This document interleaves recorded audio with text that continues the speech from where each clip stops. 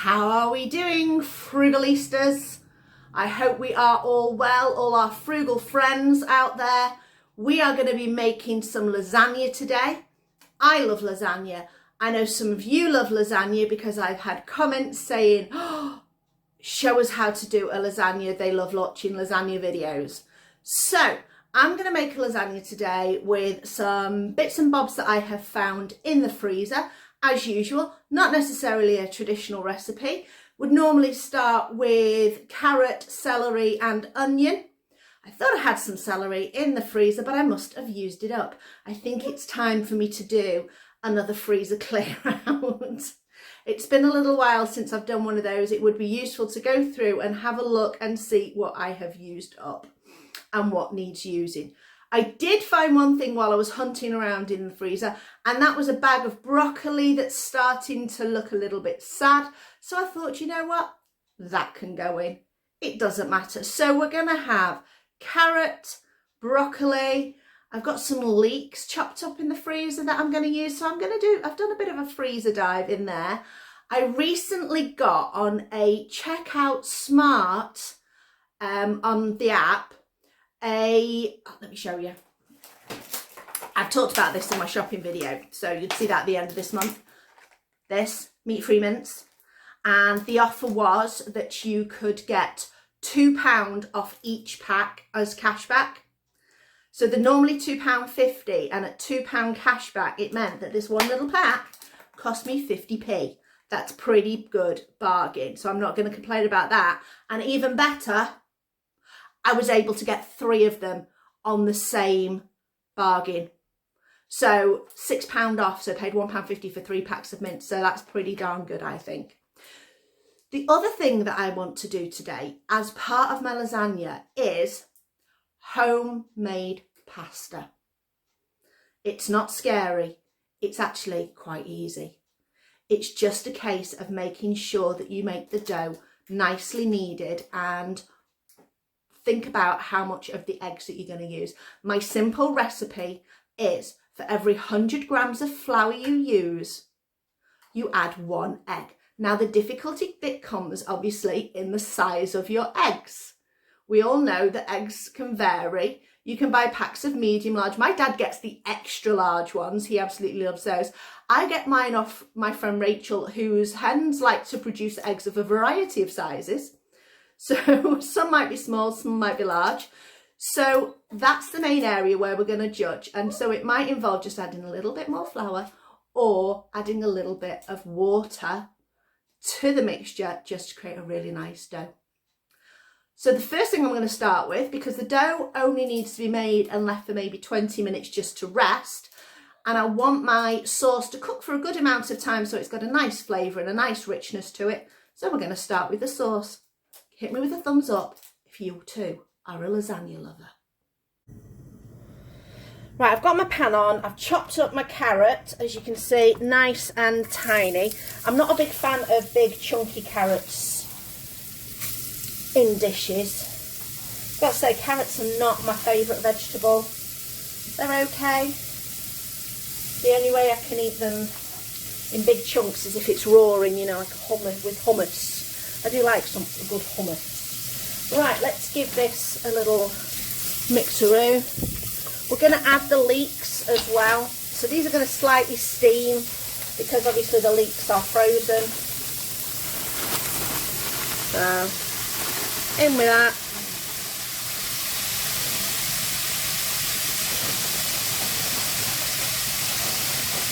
I've also chopped up some mushrooms. You see over here, and I'm going to kind of mush this broccoli up and chop up the big chunks of that as well. But initially we're just going to start going with this, sweating these down a little bit just to get a little bit of flavour in there. I have got my trusty jarred garlic that I will throw in a moment. And obviously we've got some tomato puree to enrichen everything, and a nice full herb and spice drawer to throw a load of other stuff in there to add some to the flavour.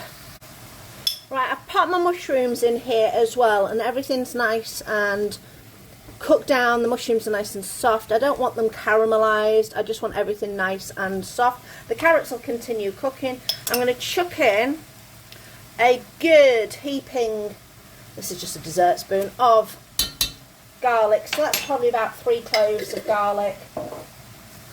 Give that a mix round.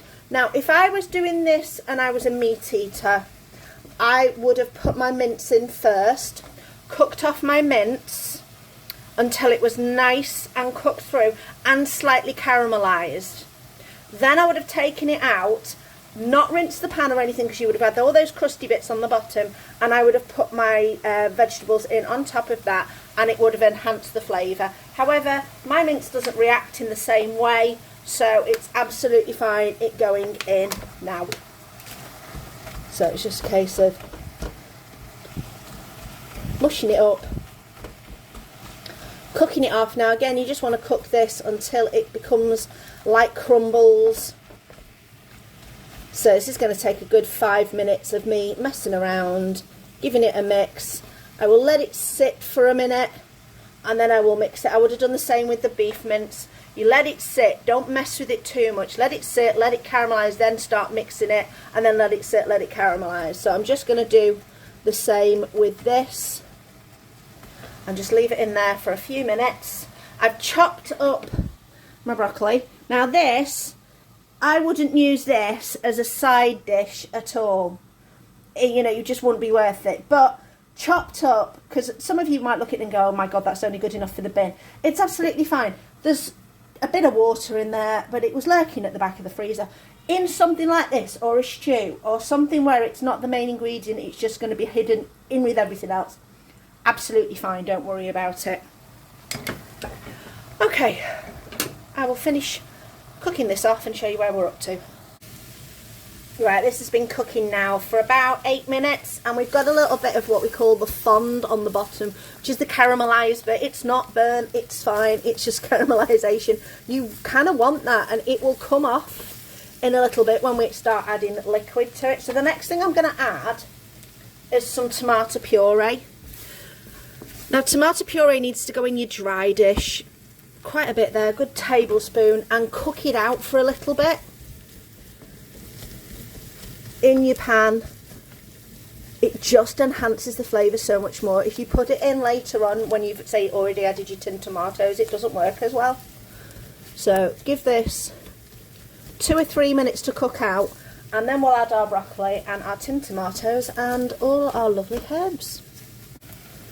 There we go, tomatoes mixed in. Now if you are worried about this little bit at the bottom, it's going to be really hot because we've got the pan on high. If you add a little splash of water, it will start to come off, do you see? And that is adding tasty bits into your sauce. It will do, see? Little splash, give it a mix, and it starts to come off. So that's going to all come off with our, once we add our tomato puree. See how lovely and clean that is now? Okay, so not tomato puree, tomatoes, tinned tomatoes. So we're going to go in with the broccoli. There is a sneaky bit of cauliflower in there. I don't know where that came from, but that's going to all go in. So there's that. Just give my hands a quick rinse. There we go. Mix that all in.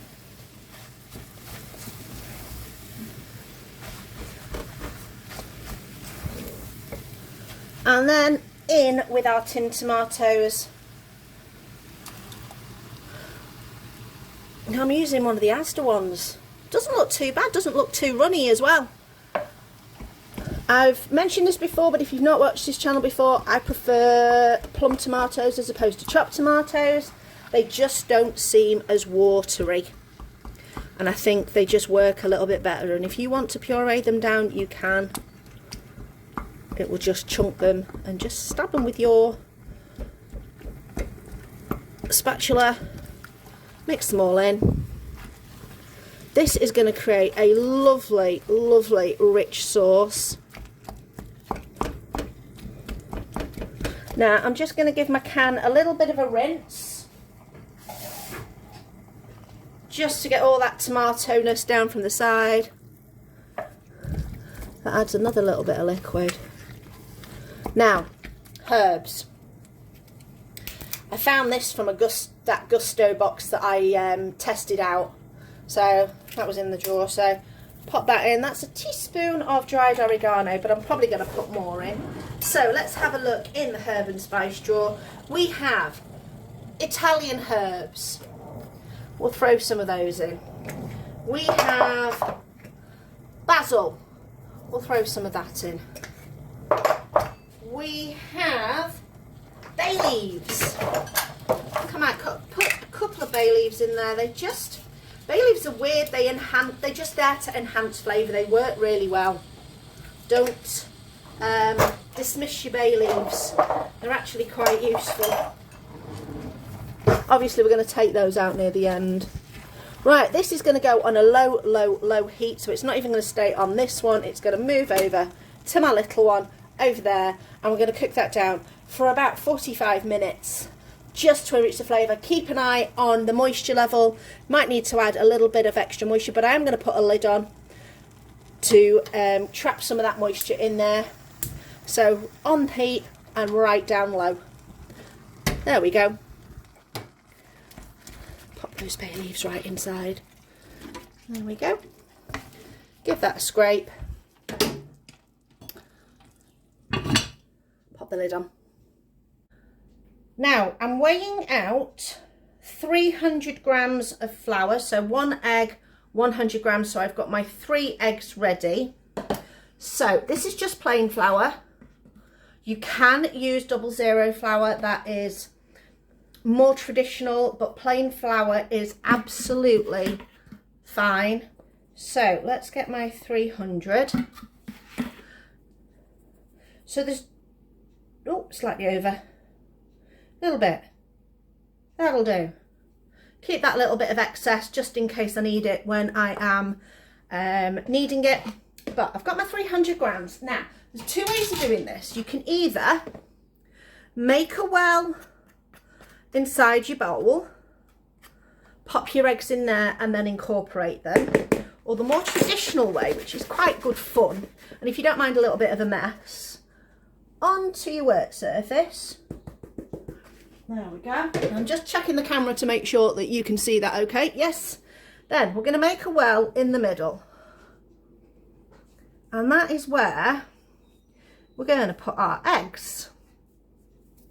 So this is the fun bit of making pasta. So our eggs go in.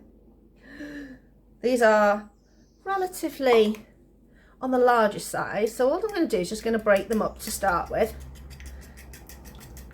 And what you do is you just start to incorporate little bits of flour without breaking your dam around the side, bringing them in into your pasta dough, into your eggs, until you start creating your dough. So this is going to take a few minutes. Now I'm not going to cut away and show you what it looks like when I'm done. I'm going to show you the whole process, because then you can see if I mess up, it's fine. It's just a case of reacting.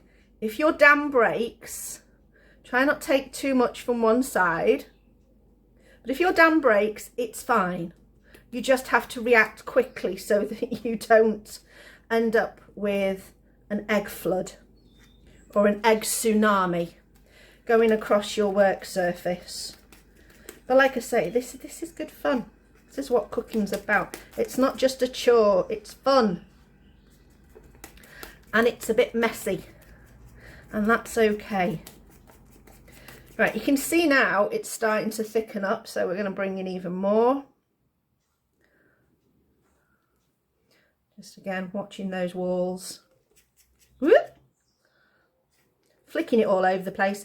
Wear an apron, unlike me, who always forgets. I do have aprons, but I always end up forgetting to wear them. So, keep going, persist.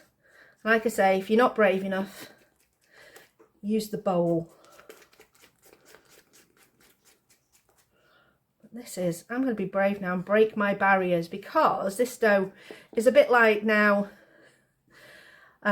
slow moving lava.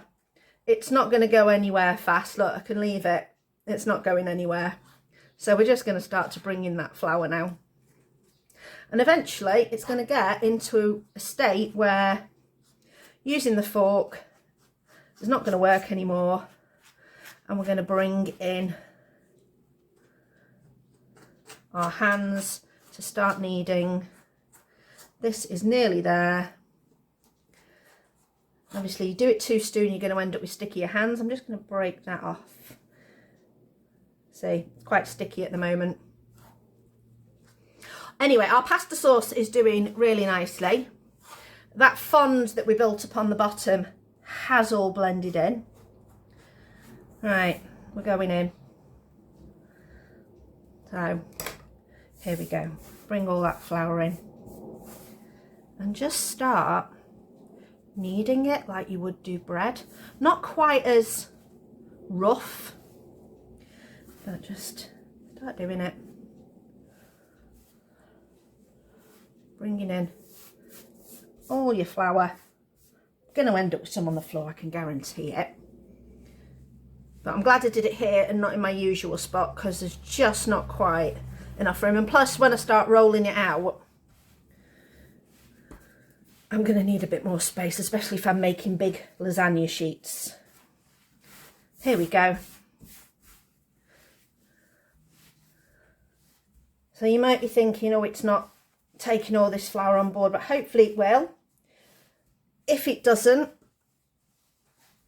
we can just add a tiny bit of water. Like I said, it all depends on the size of your eggs. So now it's come together, you can be a little bit more mean to it. Not quite as gentle as we were, but still the same as bread making. You want to develop those gluten strands so that your pasta has got a nice texture to it.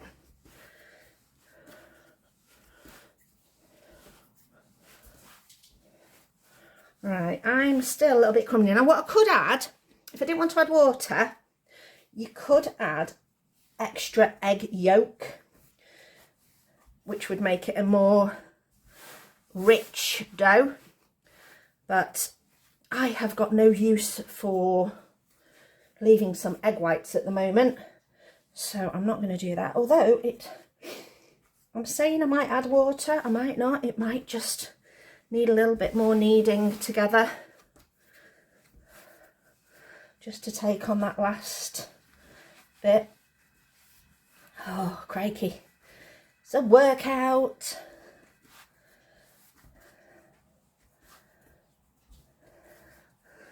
Now, obviously, if you can't be bothered making your own pasta, use your pasta sheets, your dried ones. They'll be absolutely fine. I use those sometimes, but like I say, I've got these lovely eggs and I don't want to waste them. And homemade pasta is nice. So I don't think I'm going to need any extra liquid in there. Persevere. Don't automatically start adding liquid too soon. Just keep going. Now this dough will need to be rested for at least 20 minutes. Once it's not quite there yet, see, it's not smooth. Still got some knobbliness to it, so we're trying to create a nice smooth dough, like what you do with bread. Okay, we're nearly there. Okay, if you want to fast forward through this section. At some point my video might end up having, if I get enough subscribers, my video can start having chapters and all those kind of things, and you can skip through. Okay. We are very, very nearly there. Yep, getting there. Oh! If I remember when I'm editing, I'll put a time on the screen saying skip to minute whatever and then you don't have to watch all the kneading process. But if you want to, if you find it therapeutic watching it, that's great. Okay, that is looking lovely. We're done. Okay, leave that, wrap it in a clean tea towel or a bit of cling film, something like that. Just leave it to rest on the side for at least 20 minutes. In the meantime, I'm going to clean up this mess and give my hands a bit of a wash. Right, we're bubbling away under there. Just going to show you, look, the fond at the bottom has all nicely come up. So, leaving that on. In the meantime, we are doing our bechamel. So, this is about 3 tablespoons of butter. So, you put the same of flour in. So, roughly 3 tablespoons. That's 1, 2, 3. And then just give those a whisk together.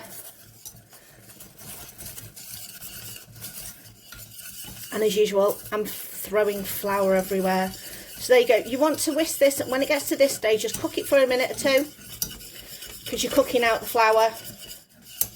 And then you're going to add some milk to that. I'm using my dairy-free soy milk. It works just as well. Absolutely don't notice any difference. But you just use whatever milk is your preference.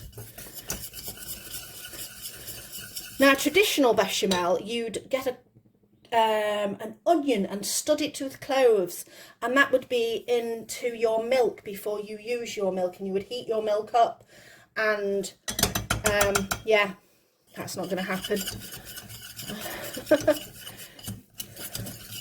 So we're just going to do that, turn the heat up very slightly and start adding our milk.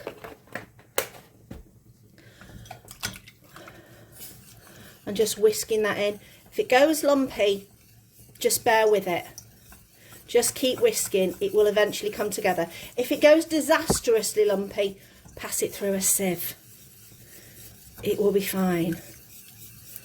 Just don't add too much milk at the start. Add enough so you can make it into like this kind of sauce, but not too much, because otherwise it'll just go really, really runny and it's hard to whisk in. See? That worked quite well.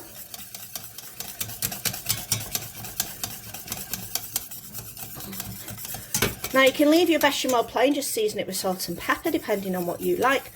I am going to add some nutritional yeast to mine, so that's going to thicken it up even more. So this is where I get my cheesy flavour from. So that's going to thicken it even more, so I'm going to end up having to add a little bit of extra milk. As you see there, it's thickened. So whisk it in, a little bit more milk. Now you could, if you're going for the full-on enriched lasagna sheets, you could add an egg yolk to your bechamel, which makes it even more enhanced and enriched, and is really quite delicious if you choose to. But like I said, I haven't got a need for egg whites, so I'm not bothering, and this will do us. So I'm going to go in with a little bit of salt. So the nutritional yeast will have added some flavour already. Give that another mix.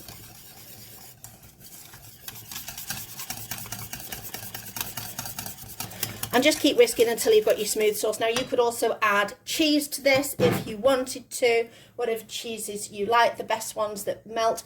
Grate your own if you can possibly. If you buy the pre-grated stuff, it's got corn flour or something like that on it, so it will affect how well your sauce thickens. It might thicken it a little bit more than you think, and also your cheese doesn't melt as well. So if you can grate your own, even better. So I'm just going to give that a quick taste, see how it is. That is fine for us. So I'm just going to leave that. I'm going to turn it off because I don't need that yet. And then I think I'm going to start to roll out the lasagna sheets. We've got our pasta here, dried out very slightly because I just took the cloth off and went and did something else and came back, which was a bit silly of me, but there you go, it's better on the other side. And we're just going to start rolling this out. Now if you've got a pasta machine, which I have, it's great, but I want to show you that it's just as easy to roll out pasta with a rolling pin. So we roughly, now this is the tricky bit for me, roughly want to keep it in an oblong-ish shape to do lasagna so that we can cut it into our lasagna sheets. Now I keep lifting it, one so it doesn't stick, but also, as you can see, it starts to shrink back again. So it sticks to the table and then shrinks when you lift it. So you want to kind of keep moving it until you get your big sheets. Now what you can do at this stage, if you've not got enough space, is cut it into smaller pieces, which would be a little bit easier. But I want to see how big, my challenge is, how big can I get this? It's not too bad. I wonder how many sheets we're going to get out of it. So you obviously want it, like I say, really quite thin. Oops.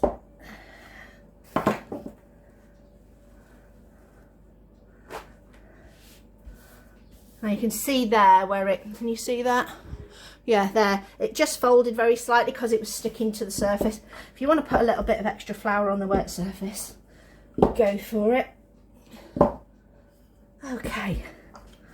We are quite thin. I'm just going to lift this so we can feel the thickness. We're going to go a little bit thin around the edges.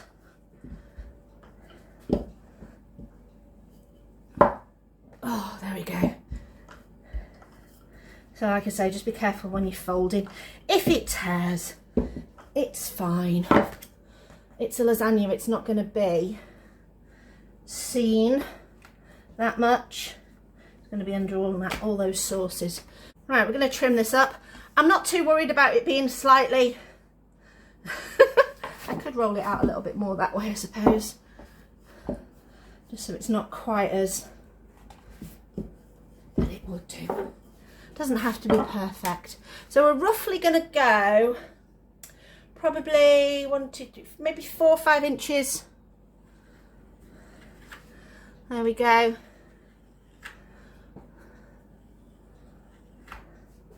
And then I'm looking at this based on my dish.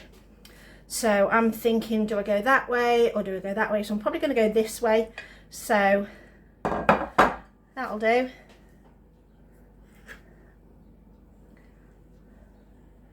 So we've got quite a few sheets here. Now, if you've got bits and bobs, my thing with bits and bobs of lasagna, so you also get the broken bits of lasagna, is put them at the bottom. So let me get everything we need. First thing I'm going to do is I'm going to put some of this lasagna sauce on the bottom, just to make like a wet barrier. There we go. And then we're going to go in with some of these less pretty pieces of the pasta. There we go. That'll do. Then I like to, let me just put that down. Hope you can see everything. Let me just check. There you go. What I'm going to do now is just drizzle a little bit of the bechamel in there as well, because it just gives it a nice added creaminess. There we go. A bit more of our ragu base. You can call it a ragu or meat base. Find the bay leaves, don't let the bay leaves go in. There's one. There's the other one. Okay, just pop those on the side.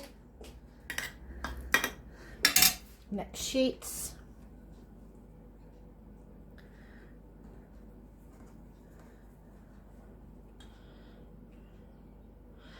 Now I'm just gonna do a half, like you would if you were doing your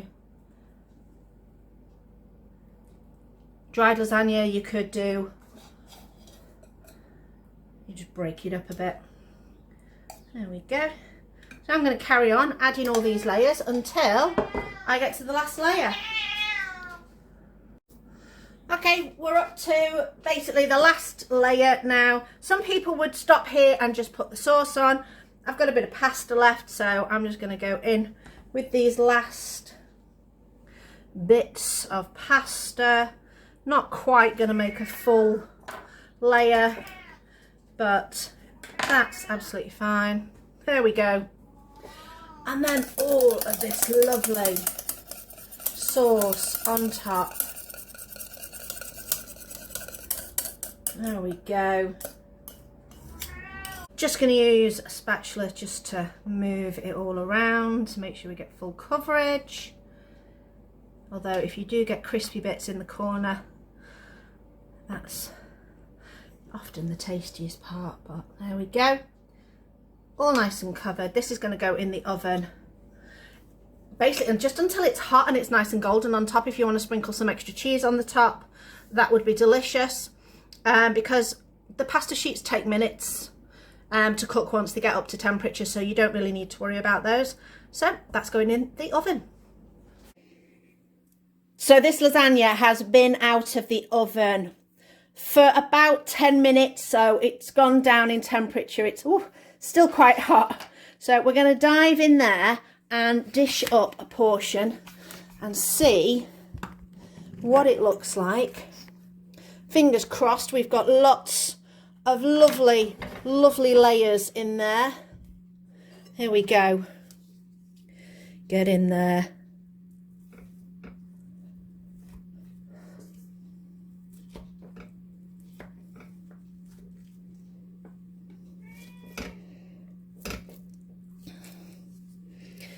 Right. Oh. Oh, yes. Yeah. That looks really good. I'm really quite pleased with that. So that is ready to eat. So I'm going to dive into that. Cut through. Oh, it's a bit of a big mouthful there. Let's go for it.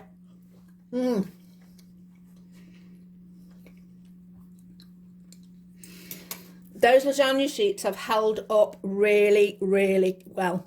Really impressed with that. Really creamy. I'm glad I put the white sauce through each layer. It just seems to add a lot of creamy texture to it. Even the broccoli is really nice. So have a look at that. I'm not going to complain about a lasagna that looks like that. Hit me up in the comments if you love a lasagna. Get me those thumbs up. Please subscribe and comment, and let me know, what do you put in your lasagna, and have you made homemade pasta before? Thanks for watching. I'll see you next time.